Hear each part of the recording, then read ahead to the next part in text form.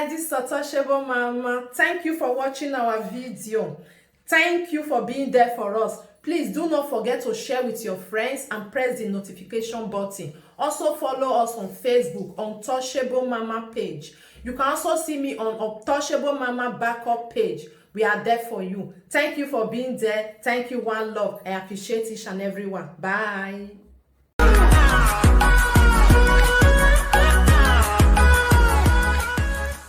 Ashew work has been the one paying everything for me. So I'm super proud of myself. I'm very Hey, where my people? Hey, wetin I your hear so? I go put the video for una. Una lis ten to all the video. Wetin she talk with her own mouth. Hey, she no be wetin person dey proud put o. No be wetin person dey proud put. Because una dey think say that side wetin woman get for under say e no dey count meter. Una no know say na una dey destroy una sef every blessed day dey go. Some people dey, some girls dey, instead of dem make dem go do that ashi, dem no dey do. Dem dey sell corn, dem dey sell orange, dem dey sell water, pure water. But some girls nowadays dem no wan do something like that again because dem want urgent money wey go just dey come, go just dey fly, dem go just dey see am. You no know say you dey damage yourself like that. Hey, nothing wey Musa no go see for gate. You dey damage yourself. This kind person now wey just dey do this kind thing now, dey do am and dey sweet am. You know, you can't forget say na this health na we for me the money. Na this health na we go still leave this money put. Nobody wan carry am follow body. Nobody. You go say you dey proud for Ashew wey you dey do. E dey pay you everything. No be person go dey sell food, go dey sell rice, cook rice, go dey sell am small small. E go take pay his school fees. E go take do many things wey you want.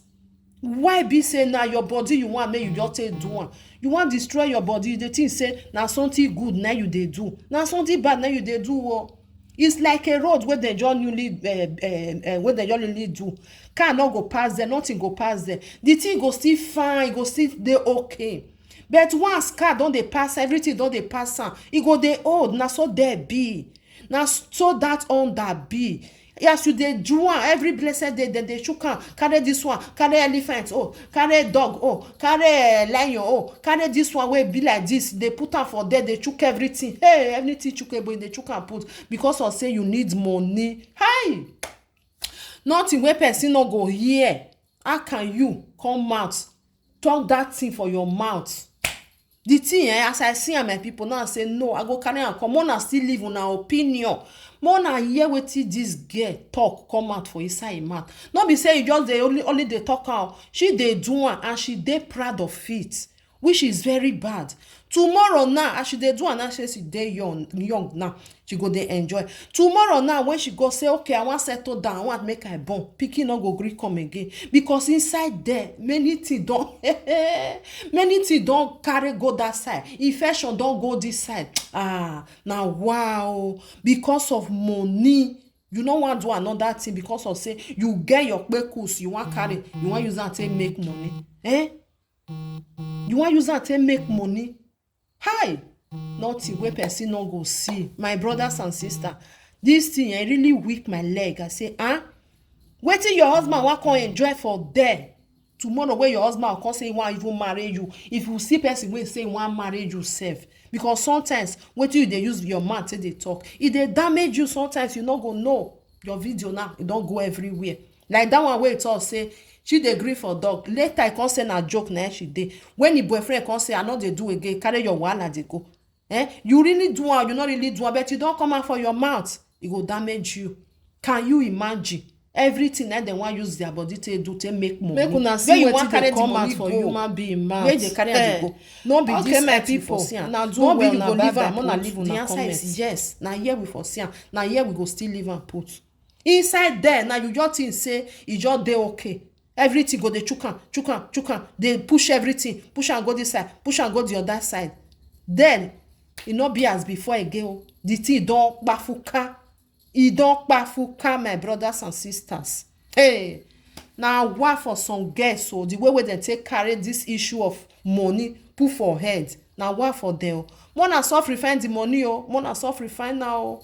Una life na dey important pass.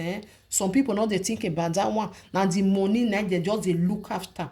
The money, the way wey dem wan take carry am, even though say na back o, problem no dey. Na inside their ear o, problem no dey. Na their nose dem wan put am, dem no care. So far make you give dem the money, dem forget about their self. My brothers and sisters, may I put the video, more na lis ten. Ashew work has been the one paying everything for me. So I'm super proud of myself. I'm very, very proud that I'm into runs. To all the Ashew, this month go favor us. Our clients go be woto. They will dey give us money more than we expect. If we say 100,000, they'll give us 200,000. We go, they come back. Nothing go do us. Abeg una help me judge this matter o.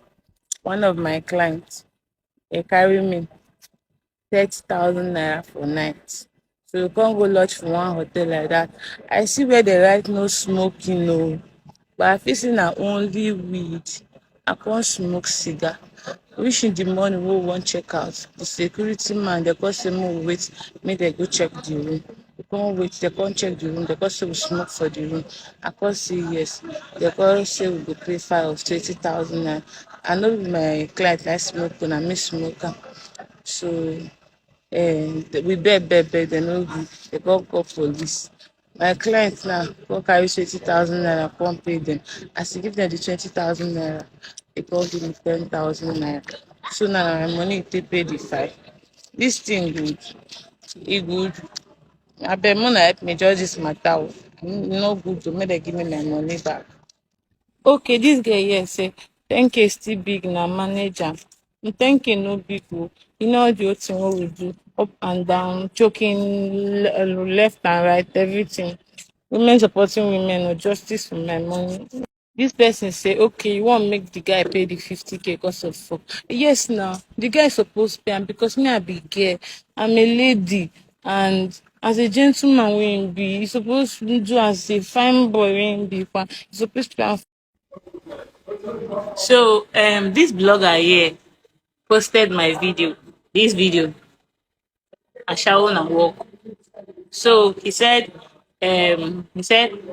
Ashew has been paying bills. Nigerian lady from Akwa Ibom confirmed that Ross has been putting food on her table. Firstly, I'm not from Akwa Ibom. I'm from Anambra State. And yes, Ashew work has been the one paying everything for me. So I'm super proud of myself. I'm very, very proud that I'm into runs. So like I said, Ashew na work, no be management. So I'm fucking proud. This phone I'm using to do video for people now is Ashew and my Toto. Now give me the money. So I'm proud of myself. Thank you. To all the Ashew, this month go favor us. Our clients go be woto. They will give us money more than we expect. If we say 100,000, they'll give us 200,000. We go, they come back. Nothing go do us.